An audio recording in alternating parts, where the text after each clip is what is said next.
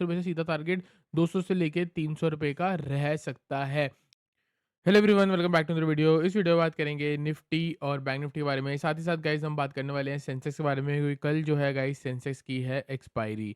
ठीक है, तो हीरो जीरो ट्रेड सेटअप के बारे में भी बात करेंगे। कौन सा वो लेवल है जहाँ पे आपको एक परफेक्ट कॉल ऑप्शन या पुट ऑप्शन बन सकता है, उसके बारे में हम यहाँ पे बात करने वाले हैं गाइस। सबसे पहले अगर आप देखोगे निफ्टी का चार्ट आपको यहाँ पे देखने को मिल रहा है। जो भी ये लास्ट मूव है इस पे हमने फिबोनाची लगाई थी, और इस फिबोनाची के बेस पे मैंने आपको बताया था कि जो हमें फर्स्ट करेक्शन देखने को मिली है वो 23.6% रिट्रेसमेंट लेवल तक देखने को मिली है। एक पर्सनल ऑब्जर्वेशन, एक पर्सनल स्ट्रेटजी है मेरी, जो मैंने आपको पहले भी डिस्कस करी है। उसमें क्या होता है कि 23% जब रिट्रेसमेंट लेवल तक मार्केट आती है, वहां से हमको एक स्पाइक ऊपर की तरफ मिलती है। 0.1 से लेकर 0.125 वाले लेवल पे मार्केट आती है, वहां थोड़ा टाइम बिताती है, और वहां से जब नेगेटिव सेंटीमेंट आता है तो वहां से प्राइस गिर सकता है 0.5 लेवल तक, या फिर 0.618 मैक्सिमम। तो हमको जहाँ पे क्या ट्रेड देखने को मिलता है कि 25,900 के नीचे सेल कर देना। कितने लोगों को जानते हैं, मैंने आपको बोला था 25,900 के नीचे पोजीशनल सेल बनता है। स्टॉप लॉस बनता है 26,180 का। टारगेट बनता है 25,750, 25,550 एंड 25,350 तक का टारगेट आपका बनता है। आप देख सकते हो गाइस 25,900 से लेके 25,950 हिट हो गया। ऑलमोस्ट कह सकते हो 25,550 भी हिट है। 25,578 का यहाँ पे हमको लो देखने को मिला है लास्ट डे में। ठीक है, तो पोजिशनली जो व्यू है वो यहाँ पे आप साफ देख सकते हो, मार्केट का थोड़ा बहुत करेक्शन वाला चल रहा है, तो यही थोड़ा बहुत आगे एक्सटेंड हो सकता है। फिर उसके बाद कोई न्यूज़ आ जाए तो आपको एक अपमूव देखने को मिल सकती है, या ये भी हो सकता है कि मार्केट और शार्प पैनिक फॉल दिखा सकती है। 7 नवंबर को शायद एग्जिट पोल आने हैं बिहार के, तो उस टाइम पे हो सकता है मार्केट एक मेजर वन साइड मूव करे। ठीक है, तो अभी ये वाला जो वीक है और नेक्स्ट वीक जो है काफ़ी वॉलेटाइल होने वाला है। मैं आपको यहीं से बोलना चाहूँगा, जो बंदा अपनी कैपिटल प्रोटेक्ट करना चाहता है, जो मार्केट में लंबा टिकना चाहता है, वो अपनी क्वांटिटी कल से ही कम कर दे। बेशक उसको मंडे से ही, ये जो प्रीवियस मंडे गया है, यहीं से ही मार्केट में क्वांटिटी कम रख के ही ट्रेड करनी चाहिए थी, क्योंकि आप देख सकते हो ओवरऑल टाइम फ्रेम पे अगर आप देखोगे मार्केट ऊपर भी साइडवेज थी। अभी भी जब ब्रेक कर रही है तो साइडवेज ही है, दूर से दिख रहा है। दूर से दिख रहा है आपको कि निफ्टी गिर रही है, लेकिन क्या हुआ? 5 मिनट का टाइम फ्रेम अगर मैं आपको दिखाऊँगा तो मार्केट ने क्या किया था, सुबह 9:30 बजे जो एक लो लगाया, उसके बाद इतनी ज़िगज़ैग है, इतनी मोमेंटम है कि पुट ऑप्शंस ने, अगर मैं आपको बताता हूँ 25,700 की पुट ने 9 बजकर 30 मिनट पे 60 का हाई लगाया है। उसके बाद आप देख सकते हो मार्केट वहाँ से कितनी नीचे आई है, 1:30 बजे तक 60 ब्रेक ही नहीं हुआ। वहीं पे चलता रहा, वापस नीचे आई, चलता रहा, और फिर जाके इधर हमको एक पुट ऑप्शंस में ब्रेक देखने को मिला। क्योंकि हम कैसे बता पा रहे हो, क्योंकि हमने यहाँ पे प्रॉफिट किया है। 60-65 से जो हमने बाय कराई थी उसका 100 का टारगेट था, 110 तक पहुँच गई है। ठीक है? और पूरे दिन क्या हुआ? पूरे दिन साइडवेज। अब जो बंदा यहाँ साइडवेज झेलने के बाद इधर तक बैठा है किसी ट्रेड में, वही बंदा आगे प्रॉफिट कमा पाएगा। जो पहले ही स्टॉप लॉस से पहले निकल जाएँगे, उनका मैं कुछ नहीं कह सकता। जो टारगेट है, जो स्टॉप लॉस है, उनको आपको प्रॉपर करना पड़ेगा रिस्पेक्ट। ठीक है? अब देखो 2 ही चीज़ें हैं। ऑप्शंस हैं, आप ऑप्शंस में प्रॉफिट कमा सकते हो। दूसरा है फ्यूचर। फ्यूचर बहुत सही है। आपने यहाँ शॉर्ट करा, थोड़ा बहुत साइडवेज हुआ, यहीं पे ही आपको प्रॉफिट देना शुरू हो गया। ठीक है? यहीं से प्रॉफिट देना शुरू हो गया। ऑप्शंस में क्या है, टाइम डिके लगेगा। अगर प्रीमियम एक्सपेंसिव है तो प्रीमियम सस्ता होना पड़ेगा। क्यों? क्योंकि कल तो एक्सपायरी है ना, एक्सपायरी में चीज़ों को ज़ीरो होना होता है, तो उनका प्रीमियम आपको मूव ही यहाँ मिलेगी। तो ऑप्शन का ना ये एक डिसएडवांटेज है कि आपको ये साइडवेज में लॉस आएगा और यहीं पे आपको प्रॉफिट आएगा। फ्यूचर का क्या बेनिफिट है कि आपको टिक बाय टिक प्रॉफिट आना शुरू हो जाएगा। ₹1 नीचे गिरेगी, आपको प्रॉफिट आएगा। ठीक है? तो अब बात करते हैं कल क्या हो सकता है गाइज़। ये हमारा लास्ट ट्रेड है, इसको मैं यहाँ से हटा लेता हूँ। ठीक है? दूसरी चीज़ गाइज़, यहाँ पे देखो, अभी कहाँ पे है मार्केट? बिल्कुल बीचों-बीच 23% लेवल से इधर चल रही है और 30% लेवल से ऊपर चल रही है। तो इसका मतलब क्या है? मार्केट चाहे तो 30% को टच कर सकती है, थोड़ा और नीचे आ सकती है, और वहाँ कहीं से एक पुल बैक दे सकती है। तो अब जो है थर्सडे, थर्सडे को क्या हम लगा लगा के चल सकते हैं? क्या व्यू लगा सकते हैं? देखो, यहाँ पे ऑलरेडी सेलर्स हैं। ठीक है? देखो, यहाँ पे सपोर्ट लगा, एक सपोर्ट लगा, एक बाउंस आया, वापस थोड़ा बहुत साइडवेज हुई, वापस नीचे आई, फिर यहाँ साइडवेज हो रही है। इस एरिया में लोग क्या सोच रहे हैं कि सपोर्ट है, यहाँ से बाय करते हैं। स्टॉप लॉस का लगाएँगे, नीचे लगाएँगे। जब स्टॉप लॉस नीचे अवेलेबल हो गए तभी मार्केट ने ब्रेक कर दिया। ठीक है? अभी जो ऊपर से शॉर्ट करके आ रहा है, उन लोगों के स्टॉप लॉस कहाँ पे अवेलेबल है? इस जगह पे कोई 25,670 लगा के बैठा है, कोई 25,700 लगा के बैठा है। तो इस एरिया में स्टॉप लॉस अवेलेबल है। तो यहाँ पे क्या होगा, सपोज करो मार्केट फ्लैट खुलती है, थोड़ा बहुत ऊपर होती है, हो सकता है 5-10 ऐसे ट्रेडर होंगे, उनके स्टॉप लॉस ट्रिगर हो जाएँगे, ठीक है? थोड़ी बहुत उनको लिक्विडिटी मिल जाएगी मार्केट को, ये धीरे-धीरे नीचे आनी शुरू हो जाएगी।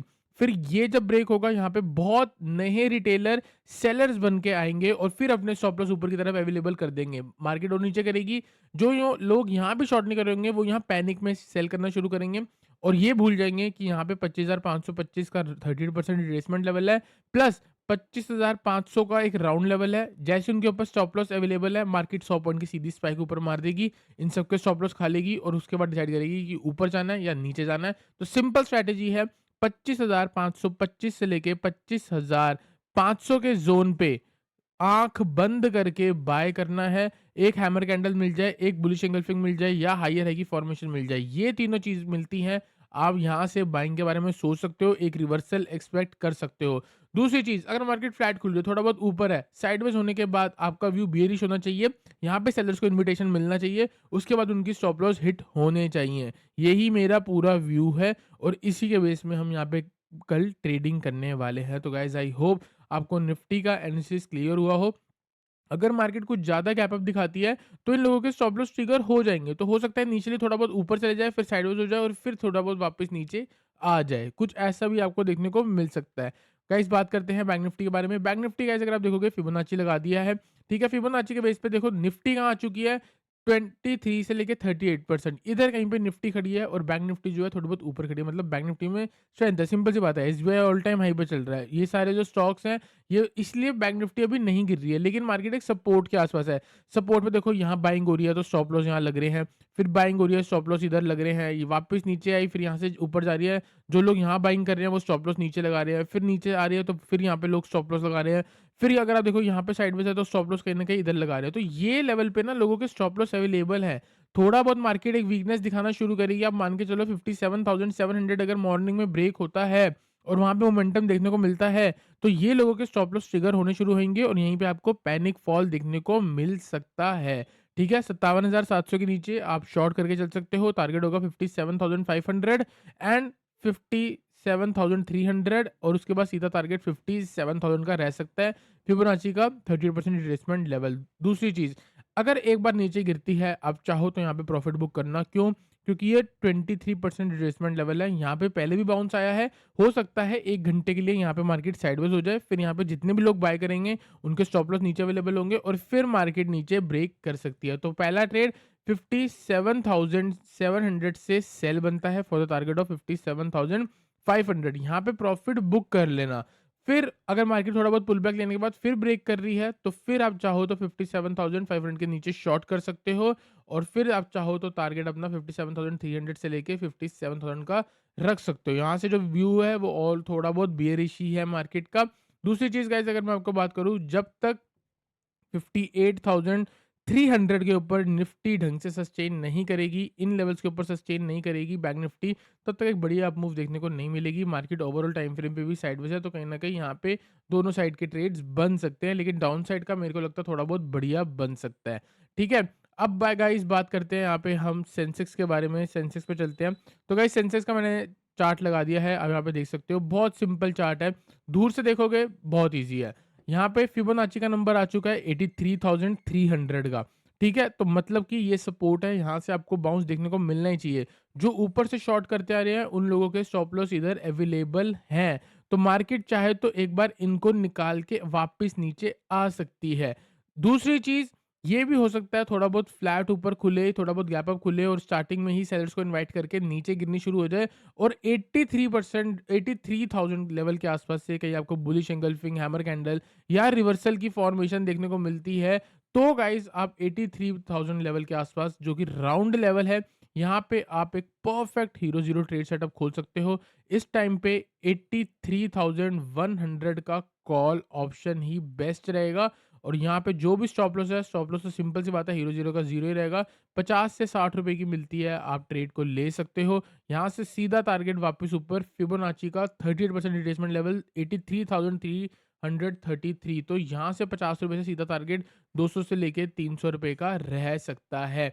तो 83,000 रिट्रेसमेंट लेवल के आसपास, 83,000 का लेवल, ये वाला लेवल। दूसरी चीज़ फिबोनाची का ये वाला 38% रिट्रेसमेंट लेवल, ये पूरा ही ज़ोन वो है, सपोर्ट वाला ज़ोन, ठीक है? लेकिन यहाँ पे मैनिपुलेशन हो सकती है कि आपको नेगेटिव ही दिखा रहे हो और एक बार शार्प अप मूव दिखा के कहीं न कहीं मार्केट को बीच में जाके क्लोज़ कर सकते हैं। मतलब डेली टाइम फ्रेम पे आप ये मान के चल लो, आपको कल कहीं डोजी कैंडल भी देखने को मिल सकती है। डेली टाइम फ्रेम पे इनिशियली डाउन साइड लेके जाएँगे, बाद में ऊपर लेके जाएँगे और फिर नीचे लाके कहीं न कहीं क्लोज़ कर देंगे। कुछ ऐसा ही बन सकता है। क्यों कह रहा हूँ ऐसा?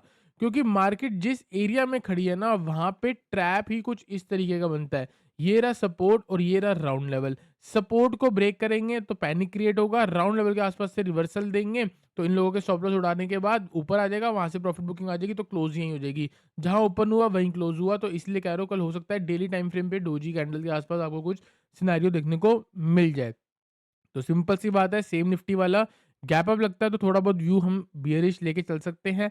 फ्लैट खुलती है तो इनिशियली थोड़ा बियरिश लेके चल सकते हैं, क्योंकि एक परफेक्ट ट्रैप राउंड लेवल के आसपास ही बनेगा।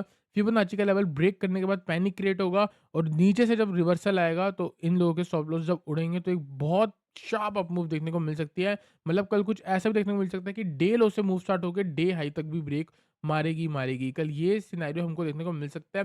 तो गाइस आई होप आपको निफ्टी, बैंक निफ्टी और सेंसेक्स का एनालिसिस क्लियर हुआ हो। वीडियो लाइक करना, चैनल को सब्सक्राइब करना।